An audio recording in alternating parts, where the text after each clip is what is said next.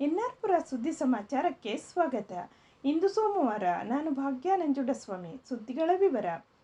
ಕಡಹಿನಬೈಲು ಏತ ನೀರಾವರಿ ಯೋಜನೆಗೆ ಸರ್ಕಾರದಿಂದ 15 ಕೋಟಿ ರೂಪಾಯಿ ಮಂಜೂರಾಗಿದ್ದು, ಹೊಸ ಪೈಪ್ಲೈನ್ ಹಾಗೂ ಕೆರೆಗಳ ಅಭಿವೃದ್ಧಿಪಡಿಸಲಾಗುವುದು ಎಂದು ಕಡಹಿನಬೈಲು ಗ್ರಾಮ ಪಂಚಾಯಿತಿ ಉಪಾಧ್ಯಕ್ಷ ಸುನಿಲ್ ಕುಮಾರ್ ತಿಳಿಸಿದರು.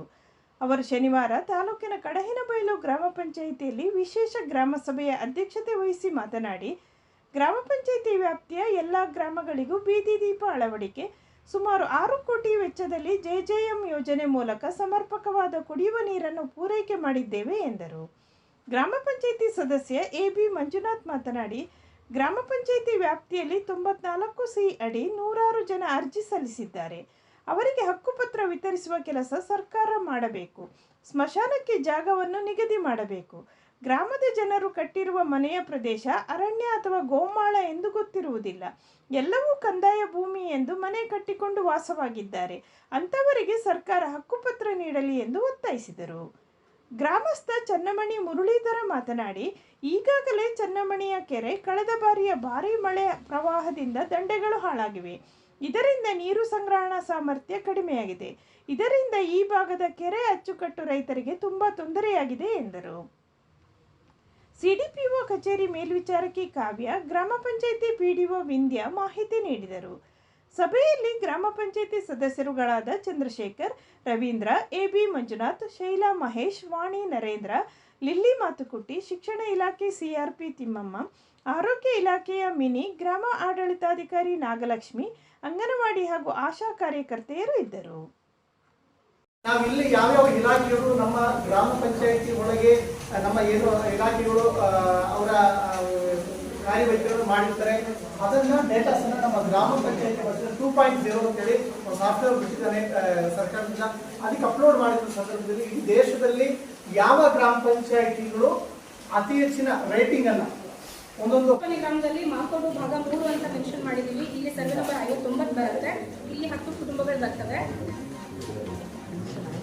ನೆಕ್ಸ್ಟ್ ಬಾಳೆಕೊಪ್ಪ ಕಾಲೋನಿ ಅಂತ ಮೆನ್ಷನ್ ಮಾಡಿದ್ದೇವೆ. ಅಲ್ಲಿ 22 ಕುಟುಂಬ ಬರುತ್ತೆ. ಸರ್ವೆ ನಂಬರ್ 59, 19 ಬರುತ್ತೆ. ಆರಂಬಳ್ಳಿ ಮೂಲೆಗದ್ದೆ ಸರ್ವೆ ನಂಬರ್ 32, ಇಲ್ಲಿ 13 ಕುಟುಂಬ ಬರುತ್ತೆ. ಇತ್ತೀಚೆಗೆ ನಿಧನ ಹೊಂದಿದ ಎಚ್.ಟಿ. ರಾಜೇಂದ್ರ ಅವರು ಕ್ರಿಯಾಶೀಲ ವ್ಯಕ್ತಿತ್ವದ ಉತ್ತಮ ವಾಗ್ಮಿಯಾಗಿದ್ದರು ಎಂದು ಕೊಪ್ಪ ಎಪಿಎಂಸಿ ಸದಸ್ಯ ಎಚ್.ಎಂ. ಶಿವಣ್ಣ ತಿಳಿಸಿದರು. ಅವರು ಭಾನುವಾರ ಪಟ್ಟಣದ ಅಂಬೇಡ್ಕರ್ ಭವನದಲ್ಲಿ ಪರಿಶಿಷ್ಟ ಜಾತಿ ಹಾಗೂ ಪರಿಶಿಷ್ಟ ಪಂಗಡದ ಮುಖಂಡರಿಂದ ಇತ್ತೀಚೆಗೆ ನಿಧನ ಹೊಂದಿದ ಎಚ್.ಟಿ. ರಾಜೇಂದ್ರ ಅವರಿಗೆ ಶ್ರದ್ಧಾಂಜಲಿ ಅರ್ಪಿಸುವ ಕಾರ್ಯಕ್ರಮದಲ್ಲಿ ಮಾತನಾಡಿದರು. ಎಚ್.ಟಿ. ರಾಜೇಂದ್ರ ಅವರು ದಲಿತರ ಒಡನಾಡಿಯಾಗಿದ್ದರು. ದಲಿತರ ಪರ ಚಿಂತನೆ ಹಾಗೂ ಡಾಕ್ಟರ್ ಅಂಬೇಡ್ಕರ್ ಆದರ್ಶಗಳನ್ನು ಮೈಗೂಡಿಸಿಕೊಂಡಿದ್ದರು ಎಂದರು. ಜಿಲ್ಲಾ SC/ST ದೌರ್ಜನ್ಯ ನಿಯಂತ್ರಣ ಸಮಿತಿ ಸದಸ್ಯ ಶೆಟ್ಟಿಕೊಪ್ಪ ಮಹೇಶ್ ಮಾತನಾಡಿ, ಎಚ್.ಟಿ. ರಾಜೇಂದ್ರ ಅವರು ಶೋಷಿತರ, ದಲಿತರ, ಹಿಂದುಳಿದ ವರ್ಗಗಳ ಧ್ವನಿಯಾಗಿದ್ದರು. ಅವರ ನಿಧನದಿಂದ ಸಾಹಿತ್ಯ, ಶಿಕ್ಷಣ, ರಾಜಕೀಯ ಹಾಗೂ ಸಾಮಾಜಿಕ ಕ್ಷೇತ್ರ ಬಡವಾಗಿದೆ ಎಂದರು. ಎಚ್.ಟಿ. ರಾಜೇಂದ್ರ ಅವರ ಭಾವಚಿತ್ರಕ್ಕೆ ಪುಷ್ಪಾರ್ಚನೆ ಮಾಡಿ 2 ನಿಮಿಷ ಮೌನಾಚರಣೆ ಮಾಡಲಾಯಿತು. ಈ ಸಂದರ್ಭದಲ್ಲಿ ಪಟ್ಟಣ ಪಂಚಾಯಿತಿ ಸದಸ್ಯ ಮುಕುಂದ, ಮುಖಂಡರಾದ ಚಿತ್ರಪ್ಪ ಹೆರಬಾಳ್, ಪಿಕಪ್ ಚಂದ್ರು, ವಾಲ್ಮೀಕಿ ಸಂಘದ ಮಂಜುನಾಥ್, ಡಿಎಸ್ಎಸ್ ಮುಖಂಡರಾದ ಡಿ ರಾಮು, ಬಾಳೆಹೊನ್ನೂರಿನ ನಾಗಪ್ಪ, ಗುಬ್ಬೂರು ಬಾಬು, ಬನ್ನೂರು ರಘು, ಮೀನಾಕ್ಷಿ, ಮಂಜುಳಾ, ಪಾರ್ವತಿ, ಲಕ್ಷ್ಮಿ, ಆಶಾ ಮತ್ತಿತರರು ಇದ್ದರು. ಹಿತದೃಷ್ಟಿಯಿಂದ ಈ ದಿನ ನಮ್ಮ ಎಲ್ಲ SC/ST ಪಂಗಡದ ಮುಖ್ಯವಾಗಿ ಇರ್ತಕ್ಕಂತಹ ಎಲ್ಲ ಮುಖಂಡರು.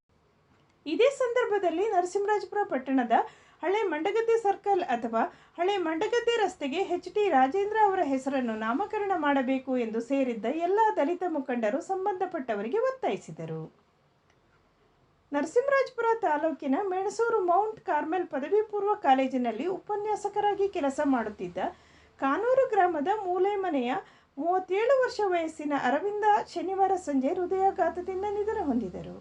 ಅವರು ತಂದೆ, ತಾಯಿ, ಪತ್ನಿ, ಸಹೋದರ ಹಾಗೂ 1 ವರ್ಷದ ಮಗುವನ್ನು ಅಗಲಿದ್ದಾರೆ. ಭಾನುವಾರ ಮಧ್ಯಾಹ್ನ ಕಾನೂರು ಗ್ರಾಮದಲ್ಲಿ ಅಂತ್ಯಕ್ರಿಯೆ ನಡೆಯಿತು.